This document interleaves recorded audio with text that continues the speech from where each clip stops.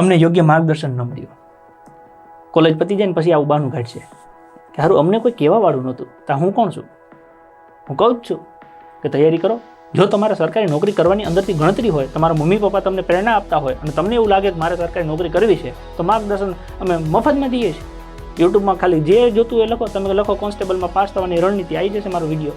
તલાટીમાં pass થવાની રણનીતિ આવી જશે. ટેટટાટમાં પાસ થવાની રણનીતિ આવી જશે. વનરક્ષકમાં પાસ થવાની રણનીતિ, જે પરીક્ષામાં પાસ થવું એની રણનીતિ લખો, મારું નામ લખો એટલે વિડીયો આવી જાય. સંપૂર્ણ માર્ગદર્શન. પણ આ બધા બાના છે, તૈયારી ન કરવાના. અને એમાં સૌથી મોટા બાનાની વાત કરીએ તો રોજ 10 થી 12 કલાક આપવા પડે. આખા ગામના કૂતરાને લઈને આપણે રખડતા હોઈએ અને પછી 10-12 કલાક બેસવાનું થાય એ ફાવે? તો હું આખી જિંદગી આમ જ ગાઢવીશ?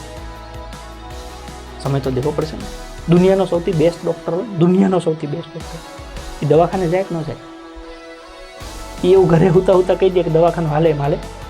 એને બિચારાને 8 વાગે જતું રહેવું પડે ને રાત્રે 2 વાગે પાછા આવતા હોય. દુનિયામાં સારામાં સારો એન્જિનિયર ઘરે બેઠા બેઠા હાલે ન હાલે. એને સાઇટ ઉપર જવું પડે. સિવિલ એન્જિનિયર હોય તો એને સિવિલ વર્ક જવું પડે. સારામાં સારો દુનિયાનો પ્રોફેસર, દુનિયાનો સૌથી સારામાં સારો પ્રોફેસર, એને લેક્ચર લેવા તો કોલેજમાં જવું પડે.